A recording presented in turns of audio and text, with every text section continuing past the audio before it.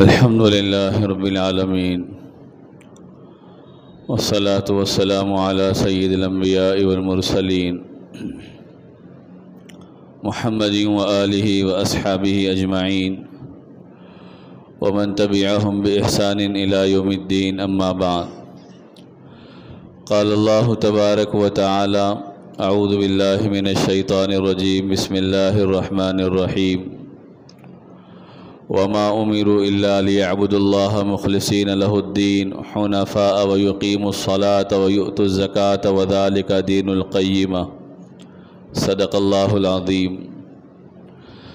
اللهم صل على سيدنا محمد وعلى آل سيدنا محمد وبارك وسلم.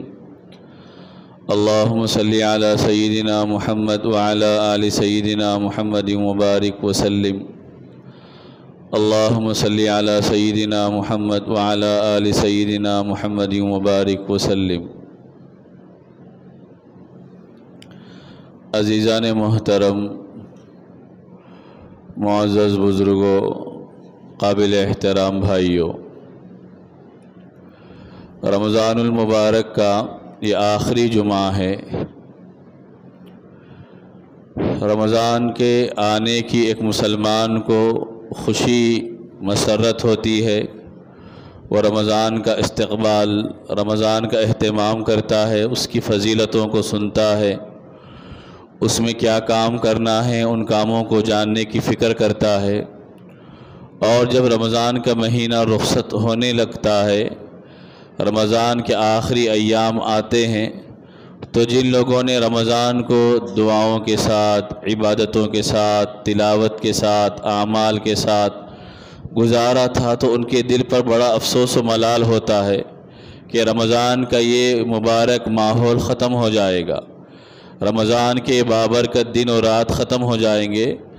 جو لوگ اعمال کرتے ہیں تو ان کو ملال بھی ہوتا ہے.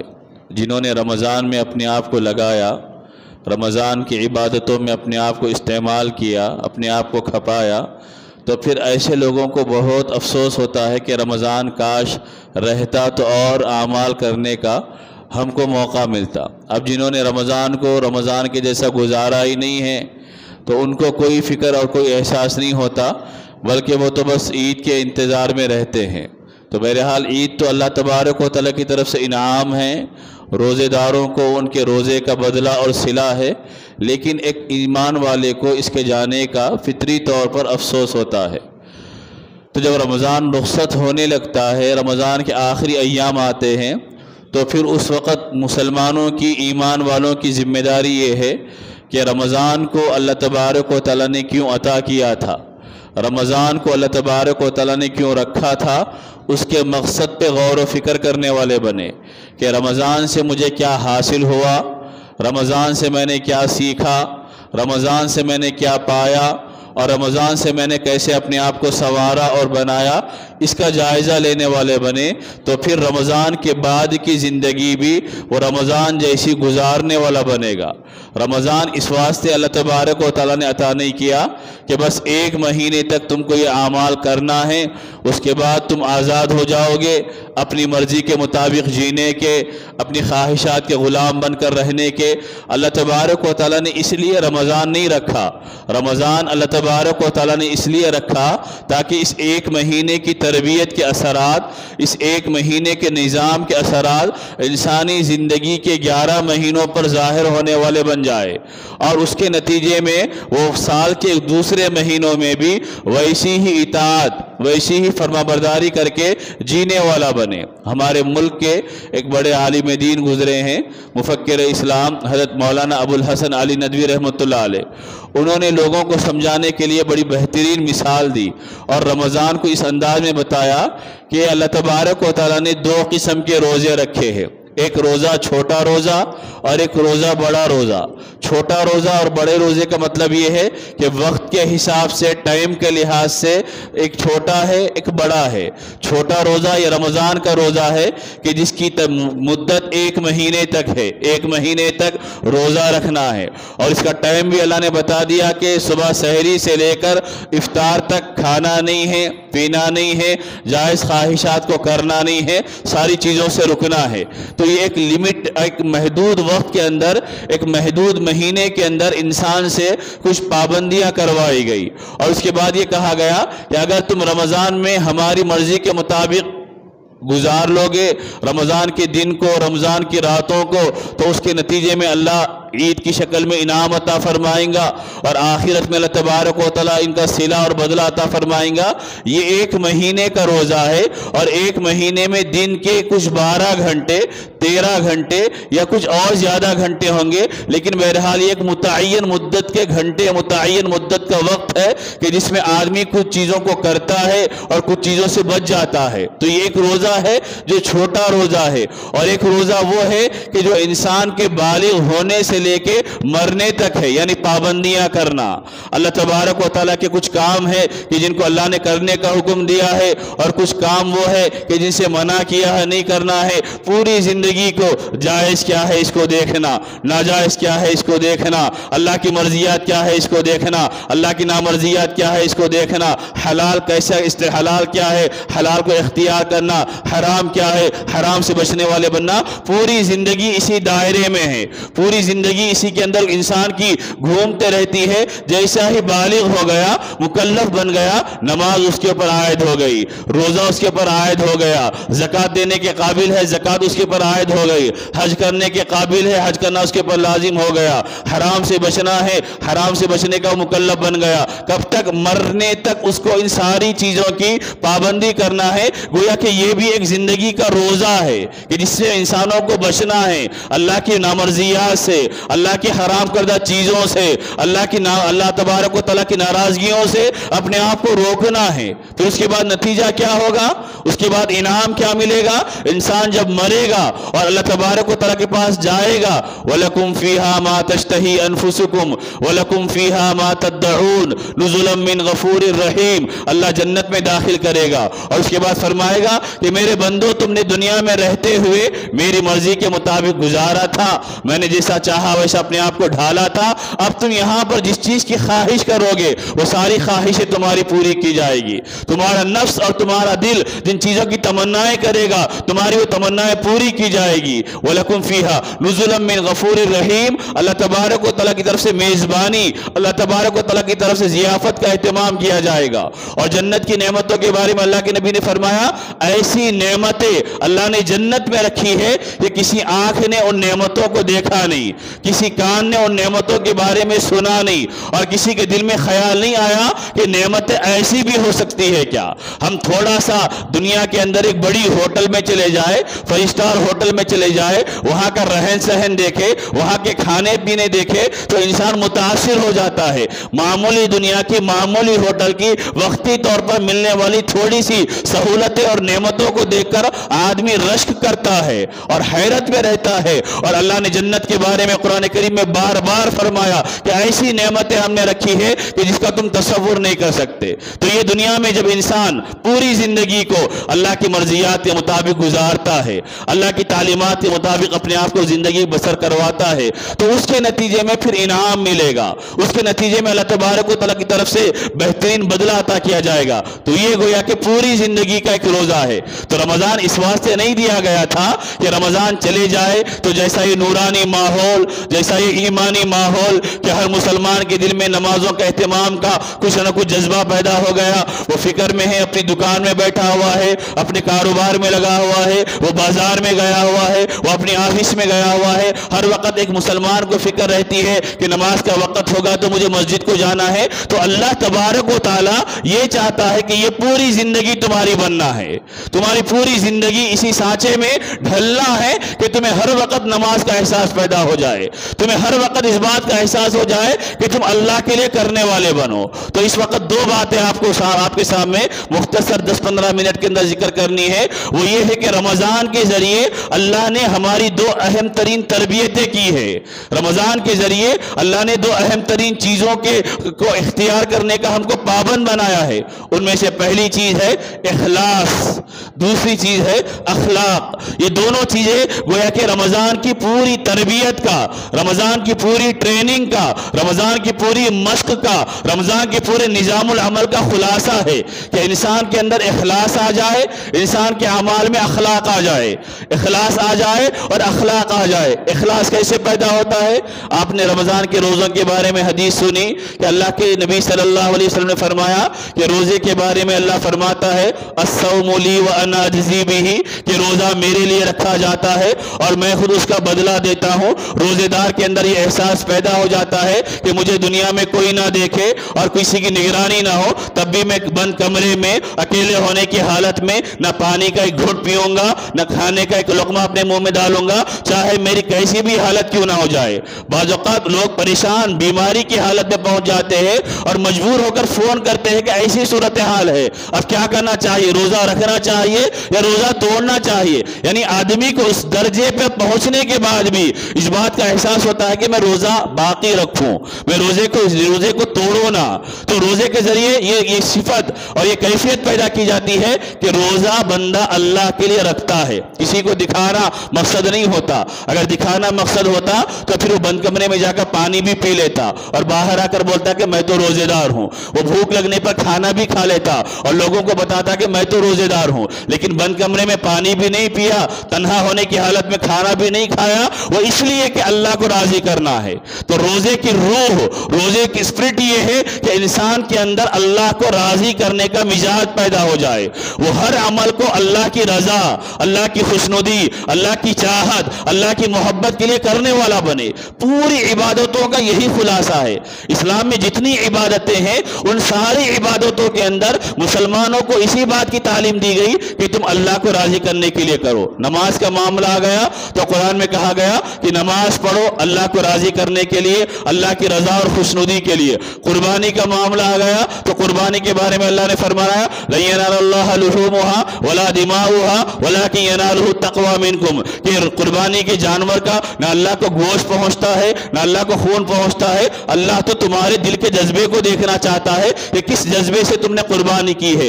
حج اور عمرے کا معاملہ آ گیا تو قرآن میں کہا گیا وَأَتِمُّ الْحَجَّ وَالْعُمْرَةَ لِلَّهِ، کہ عمرہ اور حج اللہ کے لیے کرو، لوگوں کو دکھانے کے لیے مت کرو۔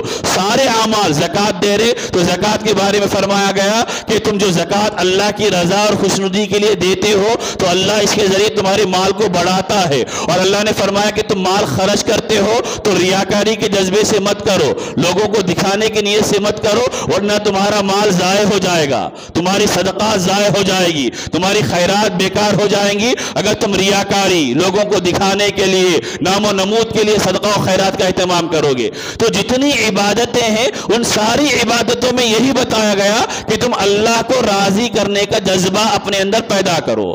تو میرے بزرگوں، میرے بھائیوں، اس روزے کے ذریعے ہماری یہ تربیت کی گئی، ہماری یہ ٹریننگ کی دی گئی، ہم کو اس بات کا عادی بنایا گیا کہ اللہ کو راضی کرنے والے بننے۔ دین کا کام کر رہے آپ تو ہمارے دل میں جذبہ ہو کہ اللہ کو راضی کرنے کے لیے کر رہے، لوگوں کی واہ واہ کے لیے نہیں کر رہے، لوگوں کی تعریفیں سننے کے لیے نہیں کر رہے، یا ہماری کثرت بتانے کے لیے نہیں کر رہے، ہماری تعداد دکھانے کے لیے نہیں کر رہے، بلکہ اللہ کو راضی کرنے کے لیے ہم دین کا کام کر رہے۔ چاہے آپ کسی بھی لائن سے لگ کر، کسی بھی شعبوں سے منسلک ہو کر دین کا کام کرنے والے بنے، اللہ کو راضی کرنے کے لیے۔ جہاں اللہ کی رضا کا جذبہ ختم ہو گیا وہاں انسان کے اعمال کی حقیقت بھی ختم ہو گئی۔ حضرت عبداللہ ابن مبارک رحمۃ اللہ علیہ بڑے مشہور محدث ہے، ان کا ایک قول ہے جو فرمایا کرتے ہیں کہ بعض اوقات چھوٹا عمل نیت کی درستگی کی وجہ سے بہت بڑا بن جاتا ہے، اور بعض اوقات بہت بڑا عمل نیت کی خرابی کی وجہ سے چھوٹا ہو جاتا ہے۔ عمل چھوٹا تھا، اللہ کی رضا کا جذبہ تھا، اللہ نے اس کو بہت قبولیت سے نواز دیا۔ بہت بڑا عمل تھا، ریاکاری تھی، دکھاوا تھا، سارا اجر اللہ تبارک و تعالیٰ ضائع کر دے گا۔ حدیث کے اندر مشہور واقعہ بیان کیا گیا ہے، بلکہ یہ آپ سنتے رہتے ہیں کہ اللہ کے نبی صلی اللہ علیہ وسلم فرمایا کہ قیامت کے دن جن انسانوں کا معاملہ اللہ کی بارگاہ میں سب سے پہلے پیش کیا جائے گا ان میں 3 قسم کے لوگ ہوں گے۔ پہلے قسم کا آدمی شہید ہوگا، جس نے لڑتے لڑتے لڑتے اللہ کے دین کی سربلندی کے لیے، اعلاء کلمت اللہ کے لیے، اسلام کو سربلند کرنے کے لیے دشمنوں سے مقابلہ کرتے ہوئے اپنی جان کو کھپا دیا اور اپنے آپ کو ہلاک اور شہید کر دیا، اس کو اللہ کی بارگاہ میں پیش کیا جائے گا۔ وہ جب اللہ کی بارگاہ میں آئے گا تو اللہ اس سے پوچھے گا کہ تم نے زندگی کیسے گزاری؟ وہ کہے گا کہ اے اللہ میں نے زندگی ایسی گزاری کہ جو آپ نے جو زندگی صحت تندرستی توانائی دی تھی وہ پوری زندگی آپ کی راہ میں قربان کر دیا، آپ کے دین کو بلند کرنے کے لیے، آپ کے کلمے کو بلند کرنے کے لیے، آپ کے نام کو اونچا کرنے کے لیے۔ اللہ فرمائے گا کہ تم جھوٹ کہتے ہو، تم نے اس لیے جہاد نہیں کیا، اس لیے اپنی جان کو قربان نہیں کیا، بلکہ اس لیے کیا تھا تاکہ تمہاری بہادری کا چرچا ہو، تمہاری شہادت پہ لوگ تعریفیں کرے۔ تو دنیا میں وہ کر دیا گیا، تمہارا کام ہو گیا، فرشتوں کو حکم دیا جائے گا اس کو گھسیٹ کر جہنم میں ڈال دو، اس کو اوندھے منہ گھسیٹ کر جہنم میں پھینک دیا جائے گا۔ اس کے بعد اللہ تبارک و تعالیٰ ایک قاری کو لائے گا جس نے پوری زندگی قرآن پڑھا، قرآن پڑھایا، قرآن کی تعلیمات لوگوں کو بتائی، قرآن کے احکامات لوگوں کو سکھایا۔ اللہ اس سے پوچھے گا کہ تم نے کیسی زندگی گزاری؟ وہ کہے گا کہ اے اللہ میں نے پوری زندگی آپ کی قرآن کی تعلیم میں، تبلیغ میں، اشاعت میں، لوگوں کو سکھانے میں لگا دی، اور اس طرح میں نے اپنی پوری زندگی کو ختم کر دیا۔ اللہ فرمائے گا کہ نہیں، تم جھوٹ کہتے ہو، تم نے اس لیے قرآن کی تعلیم نہیں کی، اس لیے لوگوں کو نہیں سکھایا، بلکہ اپنے نام کے لیے، اپنی شہرت کے لیے کہ تمہیں بڑا قاری سمجھا جائے، بڑا قرآن کا پڑھنے والا سمجھا جائے، بڑا دین کی خدمت کرنے والا سمجھا جائے، اس لیے تم نے کیا تھا۔ وہ دنیا میں ہو گیا، اب یہاں کوئی اجر و ثواب نہیں ہے۔ فرشتوں کو حکم دیا جائے گا اس کو گھسیٹ کر جہنم میں داخل کر دو، اس کو بھی اوندھے منہ گھسیٹ کر جہنم میں پھینک دیا جائے گا۔ اس کے بعد تیسرے بندے کو لایا جائے گا جس نے اپنی زندگی میں مال کو خرچ کیا تھا، وہ بڑا سخی تھا، اس کے دروازے پہ آنے والے ضرورت مند خالی ہاتھ نہیں جاتے، وہ ہمیشہ لوگوں کی مدد کرتا، مال کو خرچ کرتے رہتا، اس کو پیش کیا جائے گا۔ اللہ اس سے پوچھے گا کہ تم نے کیا کیا زندگی میں، دنیا میں کیا کیا؟ وہ کہے گا کہ اللہ میں نے اپنا پورا مال آپ کی راہ میں قربان کیا، آپ کے بندوں کی ضرورتوں میں لگایا، جو حاجت مند آتا اس کو دیتا رہا۔ اللہ فرمائے گا کہ نہیں، تم جھوٹ کہتے ہو، تم نے اس لیے مال کو خرچ کیا تھا تاکہ تمہاری سخاوت کی تعریف کی جائے، تمہارے مال خرچ کرنے کی تعریف کی جائے۔ دنیا میں وہ ہو گیا، اب یہاں پر کچھ نہیں ملے گا، اس کو بھی جہنم میں اوندے منہ گھسیٹ کر ڈال دیا جائے گا۔ میرے بزرگوں، میرے بھائیوں، تین کتنے بڑے بڑے کام ہیں۔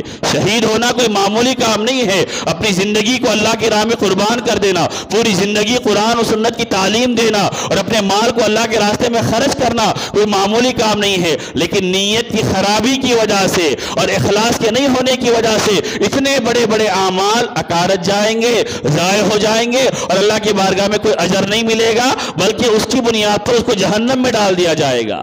تو اللہ کے نبی صلی اللہ علیہ وسلم نے امت کو خوب آگاہ کیا کہ تم اپنے عمل کو جانچنے والے بنو، لوگوں کو دکھانے کے واسطے مت کرو۔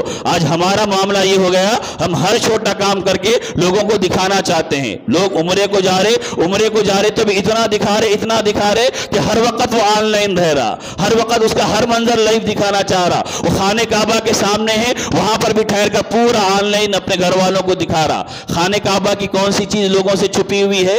آپ کو خانہ کعبہ کے اندر کی چیزیں بھی، ویڈیو بھی آج کل انٹرنیٹ پر مل جائے گا۔ یہ ضروری نہیں کہ آپ جا کر ہی بتائیں گے تو گھر والوں کو معلوم ہوگا، نہیں تو نہیں معلوم ہوگا، ایسا تو نہیں ہے۔ اور اس کے نتیجے میں صورتحال یہ ہے کہ آدمی اپنی انفرادی عبادات کو بھی ریاکاری، دکھاوا اور اخلاص کے نہ ہونے کی وجہ سے اس کے اثرات کو ختم کر دے رہا۔ اب نتیجہ یہ ہے کہ بڑے بڑے اعمال کر لے رہے، حج بھی ہو رہا، عمرہ بھی ہو رہا، سال سے نمازیں بھی ہو رہی، سال سے روزے بھی رکھے جا رہے، لیکن اخلاص نہیں ہونے کی وجہ سے اس کے اثرات زندگی میں نہیں آ رہے، اس کی تبدیلی زندگی میں نہیں آ رہی۔ تو اللہ کے نبی صلی اللہ علیہ وسلم نے روزے کے ذریعے جو سب سے پہلا اور بڑا سبق ہم مسلمانوں کو دیا ہے وہ یہ ہے کہ ہم اپنی نیتوں کو درست کریں، ہر عمل اللہ کے واسطے کرے۔ اللہ اجر دینے والا ہے، لوگ تعریفیں نہیں بھی کرے تو کچھ ہونے والا نہیں ہے۔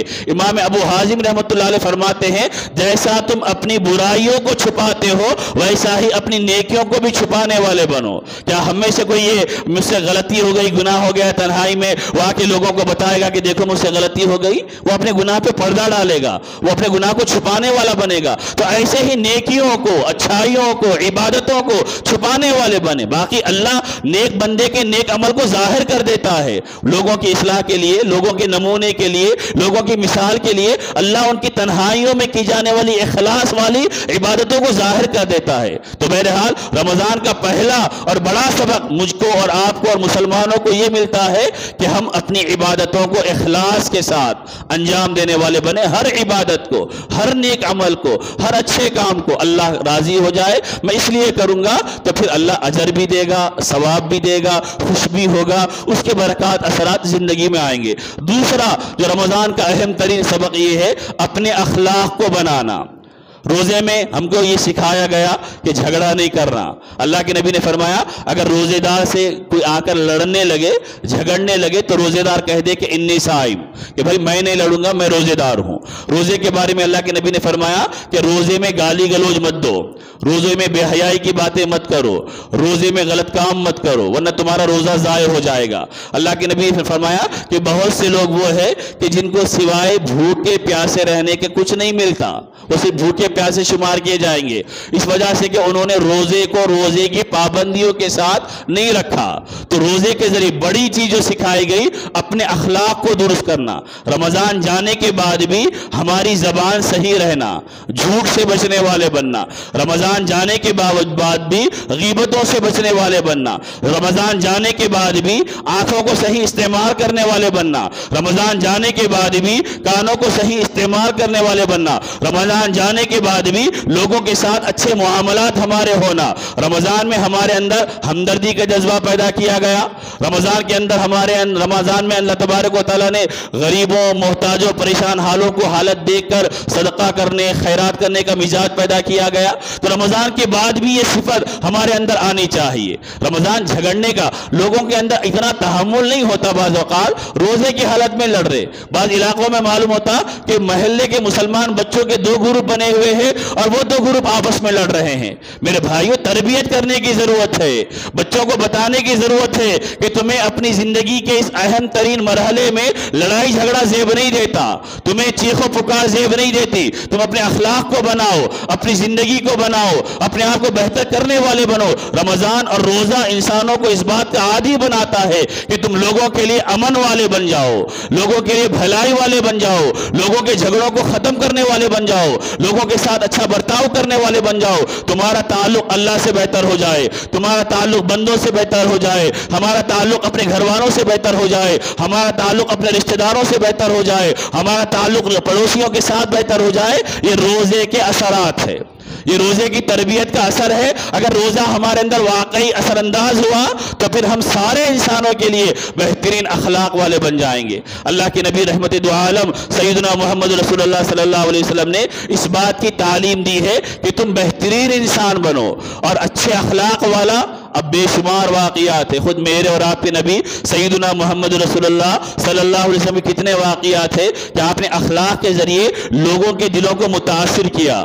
پتھر دل انسانوں کے اندر محبت اللہ کے نبی نے پیدا کی اپنے اخلاق کے ذریعے۔ ہمارا اسلام تلوار کے زور پہ نہیں پھیلا، ہمارا اسلام لمبی لمبی تقریروں سے نہیں پھیلا، ہمارا اسلام پھیلا ہے نبی اکرم صلی اللہ علیہ وسلم کے پیارے اخلاق سے، ہمارا اسلام پھیلا ہے پیارے صحابہ کے اچھے اخلاق سے، ہمارا اسلام پھیلا ہے بزرگان دین کے اچھے اخلاق سے پھیلا ہے۔ ہمارا لہجے میں نرمی آنی چاہیے، ہماری بات چیت میں نرمی آنی چاہیے، ہمارے اندر برداشت کا مزاج پیدا ہونا چاہیے۔ غصہ آ جانا انسان کے کمال کی علامت نہیں ہے کہ آپ معمولی بات پہ بھڑک جائے اور غصے میں آ جائے۔ اللہ کے نبی نے فرمایا بہادر آدمی وہ نہیں ہے جو کچھاڑے میں کسی پہلوان کو چت کر دے اور پہلوان کو شکست دے دے۔ بہادر آدمی وہ ہے کہ جس کو غصہ آئے تو وہ قابو میں کرنے والا بنے۔ تو میرے بزرگوں، میرے بھائیوں، روزے کا دوسرا اہم ترین سبق یہ ہے کہ ہمارے اندر اخلاق اچھے پیدا ہونے چاہیے، جو روزے کی روح ہے اور روزے کے اثرات جس کے ذریعے لیے انسانوں کو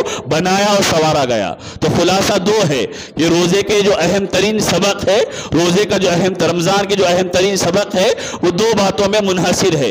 پہلی چیز ہماری عبادتوں میں اخلاص آنا، دوسری چیز ہمارے اندر اخلاق پیدا ہونا۔ اگر یہ دو چیزیں پیدا ہو گئی، اخلاص آ گیا، اخلاق اچھے ہو گئے، معاملات اچھے ہو گئے، لوگوں کے ساتھ برتاؤ اچھا ہو گیا، تو اللہ تبارک و تعالیٰ کا شکر ادا کرنے والے بنے کہ روزے کے اثرات ہماری زندگی میں آ گئے۔ اور یہی روزے کا مقصود ہے، یہی لعلکم تتقون ہے کہ اللہ نے روزے اس واسطے رکھا ہے تاکہ تم کو متقی بنایا جائے۔ دعا فرمائے کہ اللہ تبارک و تعالیٰ صحیح علم و عمل کی توفیق عطا فرمائے۔ وآخر دعوانا ان الحمدللہ رب العالمین۔ اس موقع پر ایک بات یہ بھی ہے کہ بعض لوگ یہ میسج پھیلاتے ہیں کہ آخری جمعہ جو رمضان کا ہوتا ہے اس میں اگر کسی کی قضا نمازیں چھوٹی ہے تو 4 رکعت پڑھ لے، اس انداز میں پڑھے کہ پہلی رکعت میں سورہ فاتحہ کے بعد 7 مرتبہ آیت الکرسی وغیرہ۔ یہ غلط میسیجز ہے، اس کا اس سے کوئی تعلق نہیں ہے۔ آپ کی نمازیں چھوٹی ہوئی ہے تو اس کو الگ سے ادا کرنا پڑتا۔